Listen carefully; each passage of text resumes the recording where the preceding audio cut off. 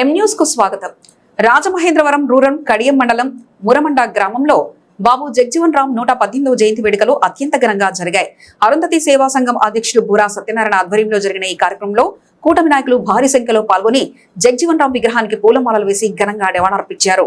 ఆధునిక భారత నిర్మాణంలో ఆయన చేసిన కృషిని స్మరించుకుంటూ బడుగు బలహీన వర్గాల అభ్యున్నతికి ప్రతి ఒక్కరూ కట్టుబడి ఉండాలని నాయకులు పిలుపునిచ్చారు. అరుంధతిపేటలో జరిగిన ఈ సభలో పార్లమెంటరీ పార్టీ కార్యదర్శి ప్రతిపాటి రామారావు చౌదరి, ఎంపీటీసీ మెల్లిమి మంగా గంగరాజు మరియు తూలూరి శేషు ప్రసంగించారు. సమాజ స్థాపన కోసం జగజీవన్ రామ్ చేసిన పోరాటం అందరికీ స్ఫూర్తిదాయకమని వారు కొనియాడారు. ఈ సందర్భంగా అరుంధతి యువజన సంఘం ఆధ్వర్యంలో గ్రామంలో నిర్వహించిన భారీ బైక్ ర్యాలీ అందరినీ ఆకట్టుకుంది. ఈ కార్యక్రమంలో నాయకులు దేవళ్ల రామ్మోహన్ రావు, గన్ని రామారావు, దిగమూర్తి సుబ్బారావు, షేక్ మీరాబాయి, కర్రా వీరభద్రరావు, నర్సిపుడి బాబి, పైడిమల్ల వీరాజు, అడ్డాల దాసు, ఉప సర్పంచ్ ఎర్రంశెట్టి వీరబాబు, కోటిపల్లి కిరణ్ కుమార్ మరియు అరుంధతి సేవా సంఘం సభ్యులు పెద్ద సంఖ్యలో పాల్గొన్నారు. మహాబలమని ఒక నానుడు ఉంది. కలిసి ఉంటేనే ఏదైనా సాధించగలం. దాన్ని సాదృశ్యంగా తీసుకుని మొట్టమొదటిసారిగా మహనీయుడు, మహానుభావుడు బాబు జగజీవన్ రావు గారికి ఈ జయంతి వేడుకల్లో పాలు పంచుకోవడం చాలా సంతోషకరమైనటువంటి విషయం. అయితే ఒక మాట మనం జ్ఞాపకం చేసుకోవాలి. ఏంటంటే కనుక ఈ మహనీయుల్ని మనం స్మరించుకోవడమే కాదు, వారు బ్రతికినటువంటి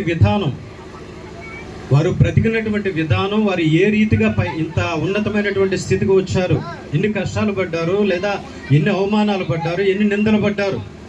ఎన్ని నిందలు వచ్చినా, ఎన్ని అవమానాలు వచ్చినా, ఎన్ని వచ్చినా కానీ వారు ఏదైతే సాధించాలనుకున్నారో అదొక గురి కలిగి ముందుకు వెళ్ళారు. కాబట్టి ఈ రోజున మహానుభావులుగా చరిత్రలో నిలిచిపోయారు.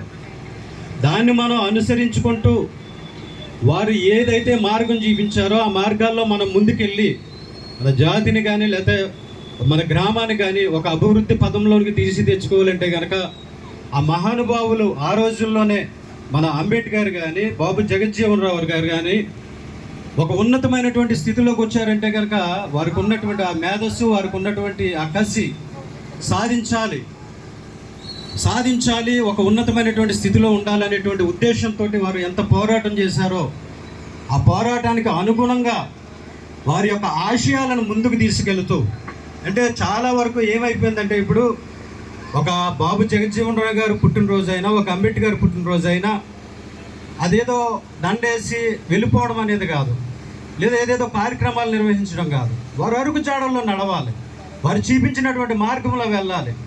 అప్పుడే మన జీవితాలు మారుతాయి, మన భవిష్యత్తు మారుతుంది, ఒక ఉన్నతమైనటువంటి స్థితిలో మనందరం ఉండగలుగుతాం. దాన్ని బట్టి అస్పృశ్యత అయినా ఏదైనా, ఈ అస్పృశ్యత అనేది ఈవేళ కొత్తగా వచ్చింది కాదు, ఇప్పటి నుంచో ఉంది ఇది. దాన్ని ఆ అస్పృశ్యత ఇంతకన్నా ఎక్కువ ఉన్నటువంటి సమయంలోనే అంబేద్కర్ కానీ జగజీవన్ రావు గారు కానీ వారికి ఉన్నటువంటి లక్ష్యం ఏంటంటే కనుక ఒక మంచి ఉన్నతమైనటువంటి స్థితిలోకి వెళ్ళాలని ఎన్ని కష్టాలు పడినా కానీ ఆ ఉన్నతమైనటువంటి స్థితిలో అందుకున్నారు కాబట్టి ఈవేళ చరిత్రలో నిలిచిపోయారు. అటువంటి మహానుభావులను మనం స్మరించుకుంటూ వారు వెళ్తున్నటువంటి మార్గంలో మనం వెళ్ళగలిగితే కనుక వారికి మనం అర్పించేది నిజమైనటువంటి నివాళులు. అవే నిజమైనటువంటి నివాళులు. వారు జీవించినటువంటి జీవితాలు మనం జీవించాలి. వారు ఎంత ఉన్నతమైనటువంటి స్థితిలోకి వచ్చారో ఆ ఉన్నతమైనటువంటి స్థితిని మనం చూపించి మసులుకోవాలి. అప్పుడు వారికి మనం ఇచ్చినటువంటి నిజమైనటువంటి ఘన నివాళి అవుతుంది. కాబట్టి ఇక్కడ ఉన్నటువంటి యూత్ వారికి కానీ ప్రతి ఒక్కరికి కానీ తెలియపరిచేది ఏంటంటే కనుక వారి అరుగు జాడల్లో నడుద్దాం.